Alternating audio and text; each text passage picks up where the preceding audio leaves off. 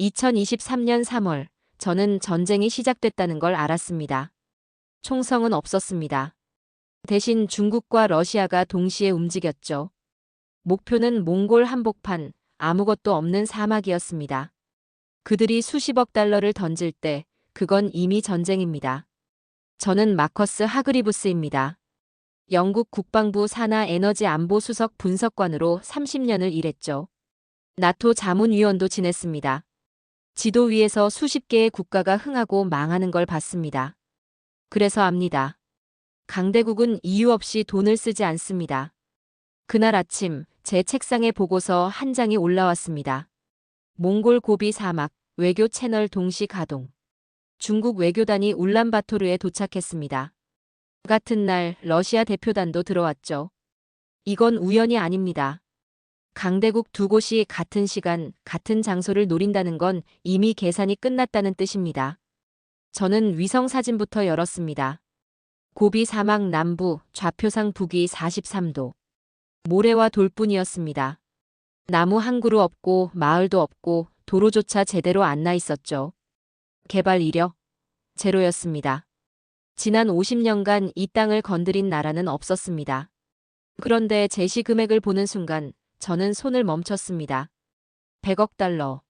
몽골 1년 국가 예산을 뒤흔드는 돈입니다. 사막에 이 돈을 던진다는 건 미친 짓이 아닙니다. 확신이 있다는 겁니다. 그 밑에 뭔가 있다는 거죠. 저는 외교 전문을 뒤지기 시작했습니다. 중국 측 문서는 조심스러웠습니다. 환경협력, 상생개발 같은 단어로 포장했죠. 하지만 러시아는 달랐습니다. 놈들은 직설적입니다. 에너지 안보 확보, 장기 독점 계약 이런 표현이 나왔습니다. 이건 자원입니다. 석유인지 광물인지는 몰라도 확실합니다. 저는 지난 30년간 12개의 자원 전쟁을 분석했습니다. 패턴은 항상 같았죠. 강대국이 움직이기 전 반드시 조용한 시간이 있습니다. 그리고 돈의 단위가 바뀝니다. 100만 달러에서 10억 달러로 넘어가는 순간 게임은 시작된 겁니다. 그런데 이상한 게 있었습니다. 토지 소유 현황을 확인하는데 제 눈을 의심했습니다. 소유 주체 대한민국. 한국? 왜 한국이 여기 나옵니까? 저는 다시 문서를 열었습니다. 계약 날짜가 나왔습니다. 1978년 6월. 거의 50년 전입니다. 서명자 이름도 있었죠. 박정희. 저는 웃음이 나왔습니다. 비웃음이었습니다. 한국이 뭘 안다고 사막을 삽니까? 1970년대 한국은 가난했습니다. 석유 파동에 허덕이던 나라였죠. 그런 나라가 몽골 한복판 모래밭을 산다? 이건 감정입니다. 냉전 시대의 도박이죠. 그런데 제가 놓친 게 있었습니다. 계약서가 아직 살아 있었습니다. 저는 몽골 정부에 확인 요청을 넣었습니다. 이 계약이 지금도 유효한지 아니면 폐기됐는지 물어봤죠. 답변이 오는데 이틀 걸렸습니다. 단 한 줄이었습니다. 검토 중. 검토 중이라고요? 왜입니까? 이 계약은 50년 전 종이입니다. 국제 질서도 바뀌었고 당사자도 다 죽었습니다. 그런데 왜 아직 검토 중입니까? 저는 그때 느꼈습니다. 뭔가 틀렸다고. 제 계산이 틀렸거나 아니면 이 사막이 제가 생각했던 것보다 훨씬 더 깊다는 겁니다. 중국과 러시아는 계속 압박했습니다. 외교 채널은 매일 가동됐고 몽골 정부는 침묵했습니다. 돈은 쌓이고 시간은 흘렀죠. 그리고 저는 알았습니다. 이 싸움은 이제 막 시작됐다는 것을. 저는 1978년으로 돌아갔습니다. 이 계약이 어떻게 만들어졌는지 알아야 했죠. 한국 정부 문서를 추적했습니다. 쉽지 않았습니다. 50년 전 기록은 대부분 파묻혀 있었으니까요. 그런데 청와대 회의록 하나를 찾았습니다. 1978년 6월 14일. 제목은 몽골 협력 사업 검토였습니다. 파일을 열었습니다. 회의 참석자 명단이 나왔죠. 경제수석, 외무부 장관, 재무부 장관, 그리고 박정희. 회의 내용은 충격적이었습니다. 반대 의견이 쏟아졌습니다. 지금 석유 파동입니다. 외화는 바닥났고 공장은 멈췄습니다. 이런 상황에서 사막을 삽니까? 몽골은 우리와 수교도 안 된 나라입니다. 정치적 위험이 너무 큽니다. 토지 매입 비용만 수천만 달러입니다. 개발비까지 합치면 천문학적입니다. 이건 도박입니다. 경제 관료들은 전부 반대했습니다. 숫자가 안 맞았으니까요. 당시 한국은 가난했습니다. 하루하루 버티는 나라였죠. 그런 나라가 확인되지도 않은 사막에 돈을 쏟아붓는다? 미친 짓입니다. 저는 그들의 판단이 옳다고 생각했습니다. 그런데 박정희의 발언 기록을 보는 순간 저는 멈췄습니다. 우리나라는 자원이 없습니다. 석유 한 방울, 철광석 한 톤 나지 않습니다. 그래서 우리는 영원히 남의 눈치를 봐야 합니까? 증거가 나올 때까지 기다립니까? 증거가 나오면 이미 늦습니다. 그때는 가격이 100배가 됩니다. 지금 모두가 이 땅을 쓰레기라고 합니다. 아무도 안 건드립니다. 바로 그때 사야 합니다. 남들이 버린 땅, 남들이 비웃는 땅. 거기에 우리의 미래가 있습니다. 저는 이 문장을 3번 읽었습니다. 이건 감정이 아니었습니다. 계산이었습니다. 박정희는 도박을 한 게 아니라 시간을 계산한 겁니다. 지금 모두가 비웃을 때 사면 나중에 모두가 원할 때 주도권을 쥐는 거죠. 하지만 저는 여전히 확신하지 못했습니다. 왜냐하면 이런 결정은 대부분 실패하니까요. 저는 지난 30년간 수십 개의 미래를 본 지도자를 분석했습니다. 그중 90%는 틀렸습니다. 운이 좋았던 10%만 역사에 남았죠. 박정희도 그 10%였을까요? 아니면 단지 운이 좋았던 걸까요? 저는 계약서 원본을 찾았습니다. 1978년 6월 28일 체결. 토지 면적 47만 헥타르. 계약금 5천만 달러. 그런데 이상한 조항이 있었습니다. 양국은 장기적 신뢰관계를 기반으로 상호 협력한다. 개발 이익은 공정하게 배분하며 일방적 파기는 불가하다. 장기적 신뢰, 공정한 배분? 이건 단순 토지 매매 계약이 아니었습니다. 관계를 만드는 계약이었죠. 저는 그제야 깨달았습니다. 박정희는 땅만 산 게 아니었습니다. 그는 몽골이라는 나라와 관계를 샀습니다. 50년 뒤에도 유효한 관계를 만든 겁니다. 그런데 문제는 여기서 끝이 아니었습니다. 1979년 10월 박정희가 죽었습니다. 프로젝트는 그 자리에서 멈췄습니다. 추진 동력이 사라졌죠. 새 정부는 이 사업에 관심이 없었습니다. 계약서는 기록 보관소로 들어갔고 사막은 잊혔습니다. 40년이 흘렀습니다. 아무도 이 땅을 찾지 않았습니다. 국제 질서도 바뀌었죠. 냉전은 끝났고 중국은 강대국이 됐고 러시아는 부활했습니다. 그리고 저는 생각했습니다. 이제 와서 무슨 의미가 있습니까? 계약서는 종이 조각입니다.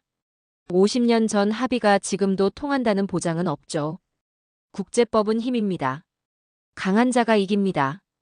그런데 2023년 뭔가 깨어났습니다. 중국과 러시아가 동시에 움직였습니다. 그들은 몽골 정부를 압박했죠. 외국인 토지 개발권을 회수하라. 우리가 100억 달러를 준다. 100억 달러입니다.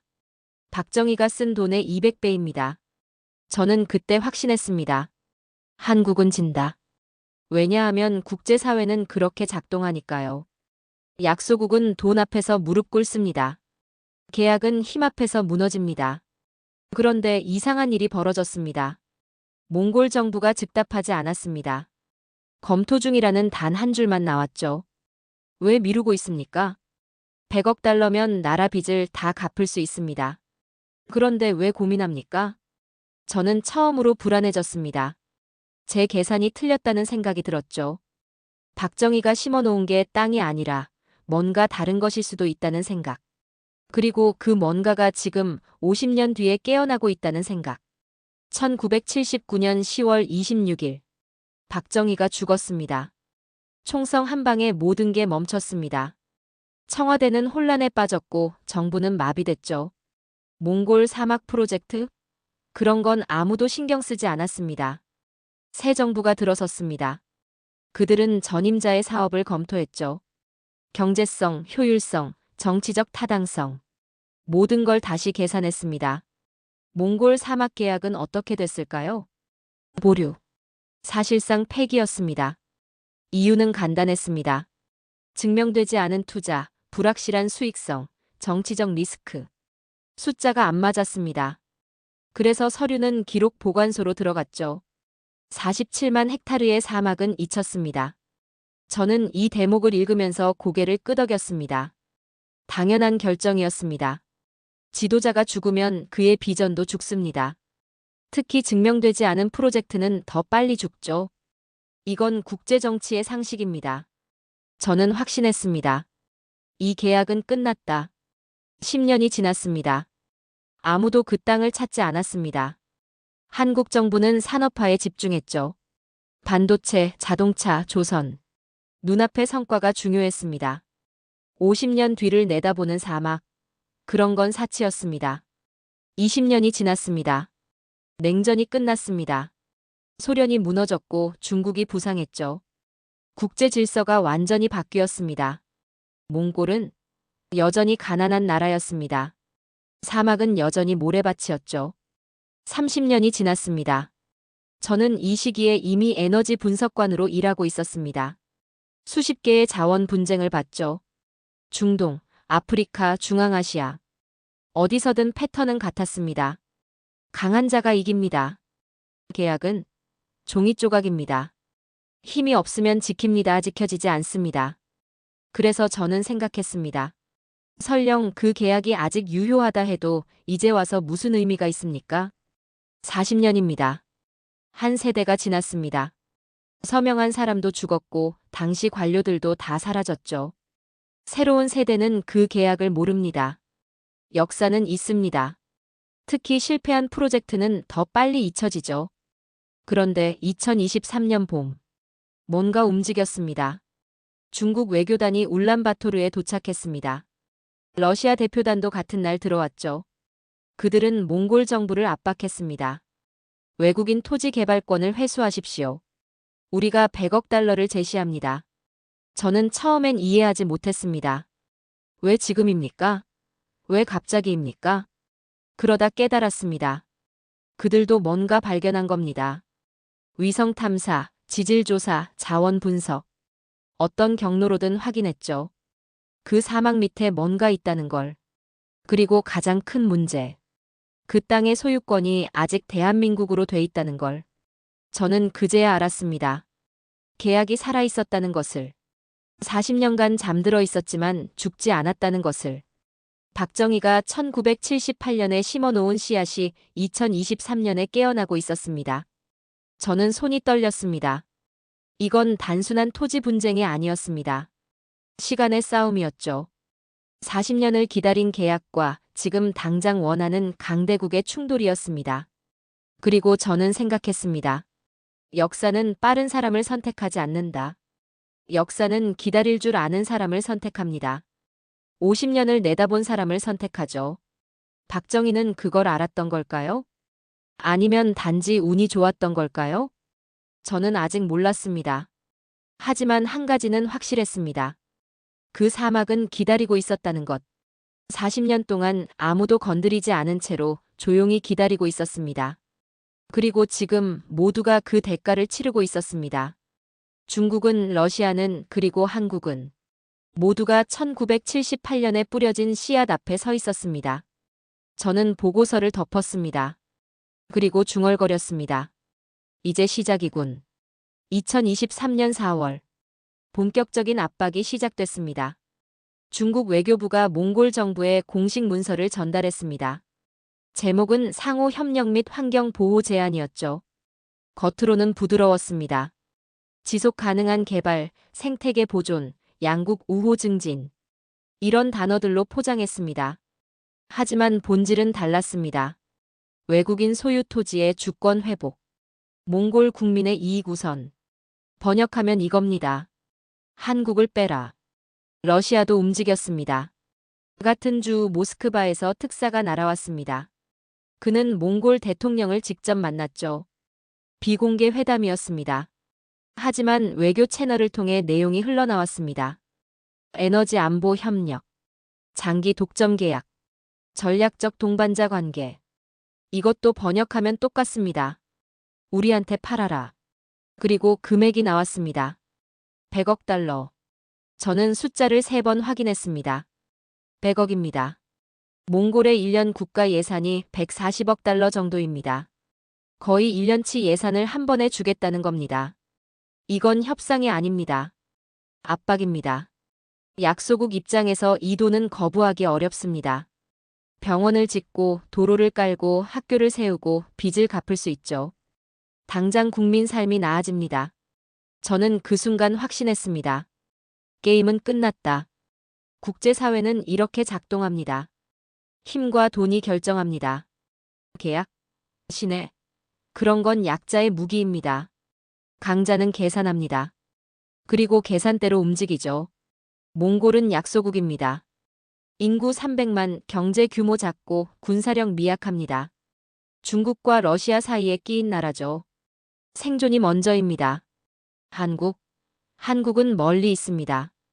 군사적으로 압박할 수도 없고 경제적으로 100억 달러를 맞받아칠 수도 없습니다. 게다가 계약은 50년 전입니다. 국제법으로 다투면 불리합니다. 저는 보고서를 작성하기 시작했습니다. 결론은 이미 정해져 있었죠. 몽골은 중국 또는 러시아와 계약할 가능성이 높다. 한국의 1978년 계약은 무력화될 것이다. 이는 국제 질서의 자연스러운 귀결이다. 저는 이런 결과를 수십 번 봤습니다. 아프리카에서, 중동에서, 중앙아시아에서. 약소국은 결국 강대국을 선택합니다. 그게 현실이죠. 그런데 이상한 일이 벌어졌습니다. 몽골 정부가 답을 안 했습니다. 중국의 제안을 받았습니다. 러시아의 압박도 받았습니다. 100억 달러가 테이블 위에 놓였죠. 그런데 즉답이 없었습니다. 검토 중입니다. 내부 논의가 필요합니다. 시간을 주십시오. 저는 처음엔 협상 전략이라고 생각했습니다. 몽골이 더 많은 돈을 받아내려는 거라고 봤죠. 흔한 수법입니다. 하지만 시간이 지나도 답이 없었습니다. 일주일, 2주일, 한 달. 중국과 러시아는 초조해졌습니다. 외교 문서가 더 강하게 날아왔죠. 조속한 결정, 전략적 기회, 시간은 많지 않다.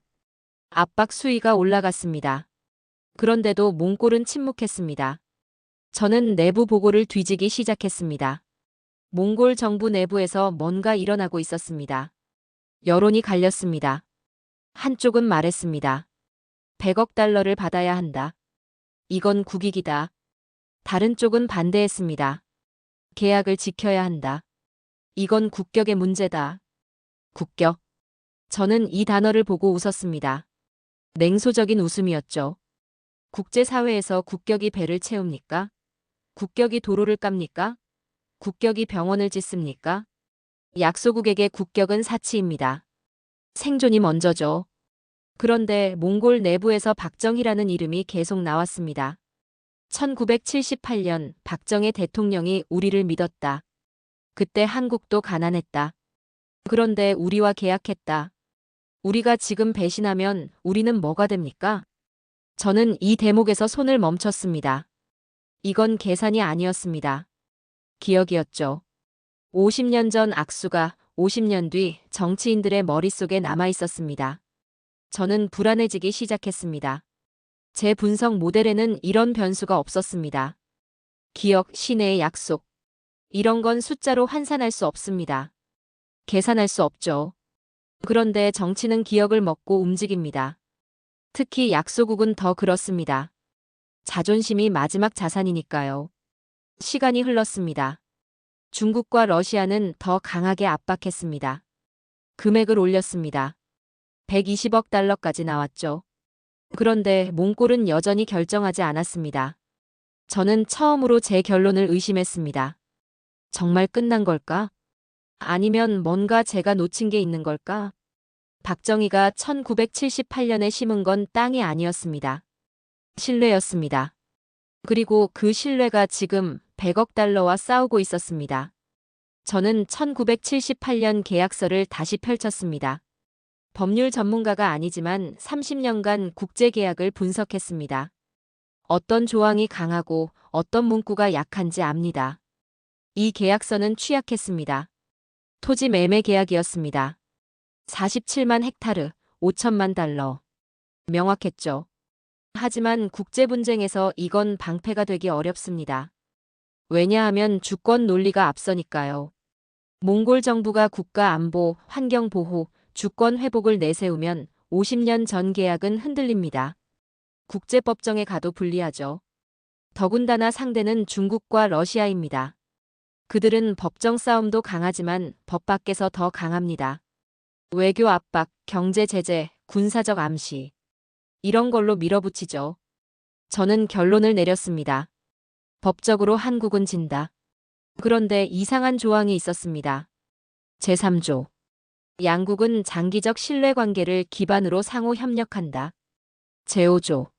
개발 이익은 공정하게 배분하며 일방적 파기는 상호 존중의 원칙에 어긋난다. 장기적 신뢰, 상호 존중. 이건 법률 용어가 아닙니다. 외교 언어죠. 저는 처음엔 이해하지 못했습니다. 왜 이런 문장을 넣었습니까?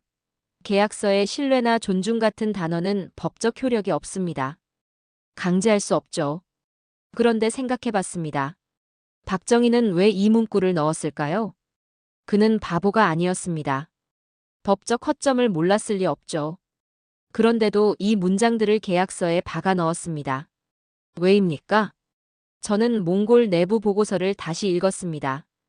박정희 대통령이라는 이름이 계속 나왔습니다. 회의록에서, 외교 문서에서, 언론 인터뷰에서. 50년이 지났는데도 그 이름은 살아 있었습니다. 한 몽골 관료의 발언이 있었습니다. 1978년 박정희 대통령은 우리를 동등하게 대했다. 우리가 가난한 나라였지만 그는 우리를 무시하지 않았다. 계약서에 신뢰라는 단어를 넣었다. 그건 단순한 거래가 아니었다. 저는 이 문장을 보고 멈췄습니다. 정치인은 계약서를 숫자로 읽지 않습니다. 그들은 기억으로 읽습니다. 누가 우리를 존중했는가? 누가 우리를 믿었는가? 이게 정치의 언어입니다. 저는 30년간 숫자로 세상을 분석했습니다. GDP, 군사력, 자원 매장량. 이런 걸로 국가의 행동을 예측했죠. 그런데 예측할 수 없는 게 있었습니다. 기억입니다. 50년 전 악수가 50년 뒤 결정을 바꿀 수 있습니다. 박정희가 몽골 대표와 악수하던 순간 그 사진 한 장이 지금 100억 달러와 싸우고 있었습니다. 저는 불안해졌습니다. 제 분석 모델이 무너지고 있었습니다. 이건 자원 전쟁이 아니었습니다. 기억 전쟁이었죠. 중국과 러시아는 돈을 제시했습니다. 120억, 150억. 숫자는 계속 올라갔습니다. 하지만 몽골은 흔들리지 않았습니다. 왜입니까? 저는 몽골 총리의 과거 발언을 찾았습니다. 우리는 작은 나라다. 하지만 약속을 지키는 나라다. 그게 우리의 자존심이다. 자존심. 이 단어는 위험합니다. 자존심은 계산할 수 없습니다. 예측할 수 없죠. 자존심은 때로 국익보다 강합니다. 저는 손이 떨렸습니다. 이 계약서는 법적 문서가 아니었습니다. 시간을 건너온 메시지였습니다. 나는 당신을 믿는다. 50년 뒤에도 이 약속을 지켜달라. 박정희는 땅을 산 게 아니었습니다. 그는 몽골의 자존심에 투자한 겁니다. 그리고 그 자존심이 지금 강대국의 돈을 버티고 있었습니다. 저는 보고서를 수정하기 시작했습니다. 결론 유보. 추가 변수 확인 필요. 예측 불가. 제 30년 경력에서 처음 쓰는 문장들이었습니다. 저는 이제 몰랐습니다. 이 싸움이 어떻게 끝날지. 돈이 이길까요? 아니면 약속이 이길까요? 숫자가 이길까요? 아니면 기억이 이길까요? 저는 숨을 죽이고 기다렸습니다. 세상이 지켜보는 가운데 몽골이 답할 차례였습니다. 2023년 5월 15일.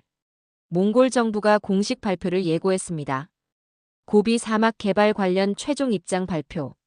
날짜 5월 20일 오전 10시. 장소 울란바토르 정부청사.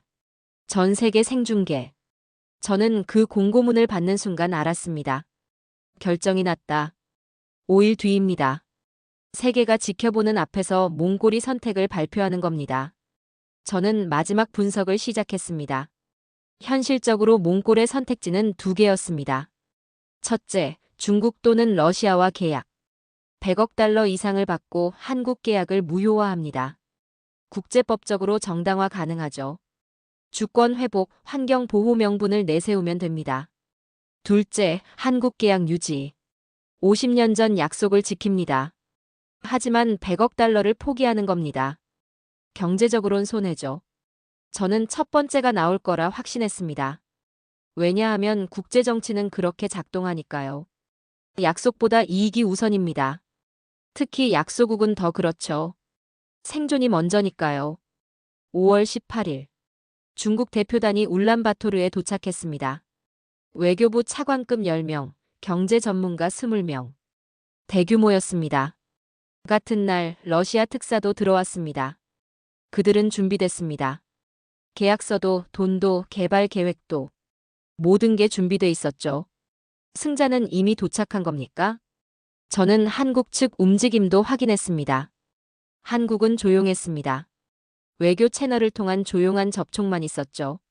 압박도 없고 큰돈 제시도 없었습니다. 왜냐하면 한국은 할 수 있는 게 없었으니까요. 군사적 압박? 불가능합니다. 몽골은 멀리 있고 중국 러시아와 붙어 있습니다. 경제적 경쟁? 불가능합니다. 100억 달러를 맞받아칠 수 없습니다. 법적 대응? 불리합니다. 50년 전 계약은 약하죠. 한국이 가진 건 단 하나였습니다. 종이 한 장. 1978년 계약서. 그게 전부였습니다. 5월 19일 밤. 저는 잠을 못 잤습니다. 내일이면 결과가 나옵니다. 제 30년 분석 경력이 시험받는 순간이죠. 저는 계속 생각했습니다. 정말 돈이 이길까? 아니면 제가 뭔가 놓쳤을까? 새벽 3시 몽골 내부 문서 하나가 유출됐습니다. 총리의 마지막 회의록이었습니다. 우리는 어떤 나라입니까? 돈을 받으면 부자가 됩니까? 아닙니다. 우리는 여전히 작은 나라입니다. 하지만 약속을 지키면 우리는 신뢰받는 나라가 됩니다. 그게 더 오래 갑니다. 저는 이 문장을 보고 식은땀이 났습니다. 자존심입니다.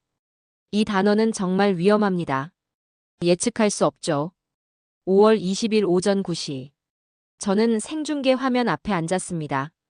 울란바토르 정부청사 앞에는 기자들이 몰려 있었습니다. CNN, BBC, 로이터, 신화통신, 타스. 전 세계 언론이 왔죠. 중국 대표단이 보였습니다. 정장 차림으로 자신있게 앉아 있었습니다. 러시아 특사도 보였습니다. 미소를 띠고 있었죠. 한국 측은 대사관 직원 2명만 조용히 앉아 있었습니다. 9시 50분. 몽골 총리가 입장했습니다. 회견장이 조용해졌습니다. 카메라 플래시가 터졌죠. 저는 숨을 죽였습니다. 총리가 단상에 섰습니다. 준비된 원고를 펼쳤습니다. 그리고 입을 열었습니다. 존경하는 국민 여러분, 그리고 국제사회 여러분. 우리 몽골 정부는 지난 2달간 신중히 검토했습니다. 고비 사막 개발 문제는 단순한 경제 문제가 아닙니다. 제 심장이 빨라졌습니다. 우리는 파격적인 제안을 받았습니다. 회견장 공기가 얼어붙었습니다. 중국 대표단이 미소를 지었습니다. 러시아 특사가 고개를 끄덕였습니다. 저는 확신했습니다. 끝났다. 한국은 졌습니다. 계약은 무너졌습니다. 숫자가 이겼습니다. 총리가 다음 문장을 읽었습니다. 그리고 그 순간 세상이 멈췄습니다. 그러나 우리는 거절합니다. 저는 귀를 의심했습니다. 거절? 지금 뭐라고 했습니까? 총리가 계속 말했습니다. 100억 달러는 큰 돈입니다. 우리 국가 예산에 버금가는 금액이죠. 하지만 우리는 이 제안을 받아들일 수 없습니다. 회견장이 술렁였습니다. 중국 대표단의 미소가 사라졌습니다. 러시아 특사가 몸을 앞으로 기울였습니다. 기자들이 웅성거렸죠. 저는 화면을 똑바로 보지 못했습니다. 손이 떨렸습니다. 뭐라고요? 거절한다고요? 총리가 이유를 말하기 시작했습니다. 1978년 대한민국은 우리와 계약했습니다. 당시 한국도 가난했습니다. 석유 파동으로 힘든 시기였죠. 그런데도 그들은 우리를 찾아왔습니다. 박정희 대통령은 우리를 동등하게 대했습니다. 우리가 작은 나라지만 그는 우리를 무시하지 않았습니다. 계약서에 신뢰라는 단어를 넣었습니다. 그건 단순한 거래가 아니었습니다. 저는 숨이 막혔습니다. 이건 말이 안 됩니다. 국제 정치에서 50년 전 감정이 100억 달러를 이깁니까? 총리가 계약서를 꺼냈습니다. 1978년 원본이었습니다. 카메라가 그 문서를 클로즈업했습니다. 장기적 신뢰관계를 기반으로 상호 협력한다. 이 문장이 화면에 크게 떴습니다. 총리가 말했습니다. 47년이 지났습니다. 박정희 대통령은 돌아가셨습니다. 하지만 약속은 살아있습니다. 우리 몽골은 약속을 지키는 나라입니다. 그게 우리의 자존심입니다. 회견장이 완전히 조용해졌습니다. 중국 대표단이 얼굴을 굳혔습니다. 러시아 특사가 자리에서 일어났습니다. 한국 대사관 직원 2명은 눈물을 흘리고 있었습니다. 총리가 마지막 문장을 읽었습니다. 우리는 땅을 판 것이 아닙니다. 우리는 형제를 얻었습니다. 형제. 이 단어가 나오는 순간 저는 알았습니다. 제가 틀렸다는 것을. 30년간 제가 믿었던 모든 것이 틀렸다는 것을. 저는 돈이 이길 거라 확신했습니다. 힘이 약속을 이긴다고 믿었죠. 강대국이 약소국을 압도한다고 배웠습니다. 그런데 그 확신은 단 한 문장으로 무너졌습니다. 우리는 형제를 얻었습니다. 회견이 끝났습니다. 중국 대표단이 황급히 자리를 떴습니다. 표정이 굳어 있었죠. 러시아 특사도 아무 말 없이 나갔습니다. 기자들은 난리였습니다. 질문이 쏟아졌지만 총리는 더 이상 답하지 않았습니다. 저는 그 자리에 그냥 앉아 있었습니다. 손이 계속 떨렸습니다. 이게 가능합니까? 21세기의 국제정치 무대에서 약소국이 강대국의 100억 달러를 거절합니까? 그것도 50년 전 약속 때문에. 저는 제 보고서를 열었습니다. 몽골은 중국 또는 러시아와 계약할 가능성이 높다. 한국의 1978년 계약은 무력화될 것이다. 이는 국제 질서의 자연스러운 귀결이다. 모두 틀렸습니다. 완전히 철저히 틀렸습니다. 저는 30년간 숫자를 믿었습니다. GDP, 군사력, 자원 매장량. 이런 걸로 국가의 행동을 예측했죠. 그런데 예측할 수 없는 게 있었습니다. 기억이었습니다. 신이었습니다. 자존심이었습니다. 박정희는 1978년에 땅을 산 게 아니었습니다. 그는 몽골의 마음을 샀습니다. 그는 계산하지 않았습니다. 계산을 넘어선 무언가를 심었죠. 나는 당신을 믿는다. 50년 뒤에도 이 약속을 지켜달라. 그리고 몽골은 지켰습니다. 100억 달러를 거절하면서까지 지켰습니다. 저는 화면을 보면서 중얼거렸습니다. 이건 계산이 아니다. 이건 국가의 시험이다. 국가는 총으로 시험받지 않습니다. 국가는 돈으로 시험받지 않습니다. 국가는 약속으로 시험받습니다. 그리고 오늘 몽골은 통과했습니다. 세계가 지켜보는 앞에서, 중국과 러시아가 지켜보는 앞에서 작은 나라 몽골이 큰 나라들에게 보여줬습니다. 약속이 돈보다 강하다는 것을, 신의가 힘보다 오래 간다는 것을. 저는 보고서를 닫았습니다. 더 이상 쓸 수 없었습니다. 제 분석 틀이 완전히 무너졌으니까요. 그리고 처음으로 인정했습니다. 박정희를 과소평가했다는 것을. 한국을 과소평가했다는 것을. 그들은 계산하지 않았습니다. 그들은 기억을 심었습니다. 그리고 그 기억은 47년 뒤 정확히 깨어났습니다. 몽골의 발표 이후 48시간 만에 보고서가 쏟아졌습니다. 지질조사 결과였습니다. 고비 사막 남부 한국이 계약한 47만 헥타르. 그 밑에서 나온 겁니다. 우라늄 매장 추정량 35만 톤.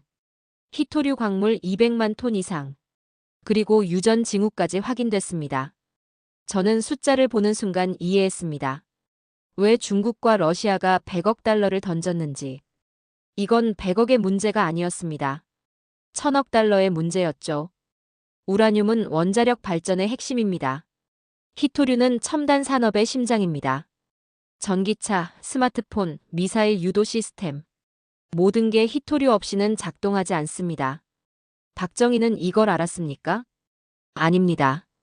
1978년에는 이런 기술이 없었습니다. 위성 탐사도 정밀 지질 조사도 불가능했죠. 그럼 이건 운입니까?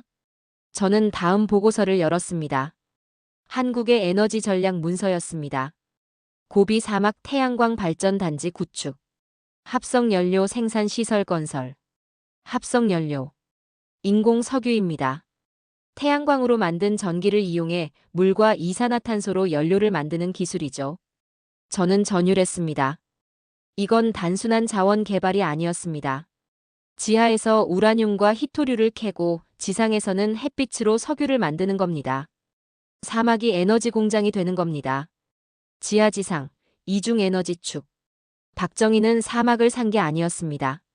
그는 미래를 샀습니다. 저는 다음 문서를 열었습니다. 지정학 분석 보고서였습니다. 고비 사막에서 한국까지 에너지를 운송하려면 어디를 지나갑니까? 중국입니다. 러시아 영토도 거쳐야 합니다. 저는 웃음이 나왔습니다. 이번엔 감탄의 웃음이었죠. 한국은 적을 파트너로 만들었습니다. 중국과 러시아가 100억 달러로 압박했을 때 그들은 몰랐습니다. 자기들이 곧 통과국이 될 거라는 걸. 파이프라인이 깔리면 통행료를 받습니다. 에너지가 이동하면 수익이 생깁니다. 압박자가 동업자가 되는 겁니다. 저는 손이 떨렸습니다. 이건 계산이 아닙니다. 설계입니다. 50년을 내다본 설계죠. 그런데 보고서는 여기서 끝이 아니었습니다. 2024년 봄 한국군 훈련 보고서가 올라왔습니다.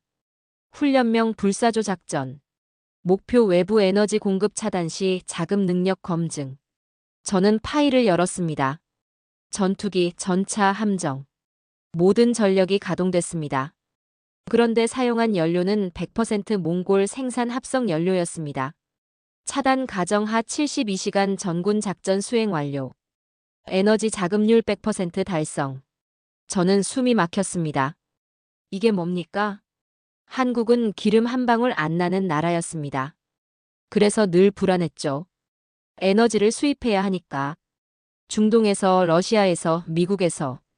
전쟁이 나면, 차단되면 멈춥니다. 그런데 지금은 멈추지 않습니다. 사막에서 만든 연료로 전군이 움직입니다. 전투기가 뜨고 전차가 달리고 함정이 작전을 수행합니다. 대한민국은 멈추지 않는다. 저는 이 문장을 보고 전율했습니다. 박정희는 자원을 산 게 아니었습니다. 그는 시간을 샀습니다. 50년이라는 시간을. 그 시간 동안 기술이 발전했습니다. 태양광이 가능해졌고 합성 연료가 현실이 됐죠. 그 시간 동안 몽골과의 신뢰가 쌓였습니다. 계약이 살아남았고 약속이 지켜졌죠. 그 시간 동안 중국과 러시아가 강대국이 됐습니다. 그래서 역설적으로 그들을 통과국으로 만들 수 있었습니다. 모든 게 맞아떨어졌습니다. 50년 뒤 정확히. 이건 운이 아니었습니다. 설계였습니다. 저는 의자에 기댔습니다. 30년간 저는 수십 개의 국가를 분석했습니다. 흥하는 나라, 망하는 나라. 패턴을 찾았죠. 그런데 한국은 달랐습니다. 그들은 숫자를 넘어섰습니다. 계산을 넘어섰습니다. 박정희라는 지도자는 땅이 아니라 시간을 샀고 국민은 그 시간을 견뎌냈습니다. 그래서 50년 뒤 돈으로는 절대 살 수 없는 결과가 사막에서 깨어났습니다. 저는 이제 압니다. 진짜 강대국은 미래를 기다릴 줄 아는 나라라는 것을. 그리고 한국은 50년을 기다렸습니다. 조롱받으면서 잊히면서 버티면서. 그리고 지금 사막은 심장이 됐습니다. 대한민국의 심장이.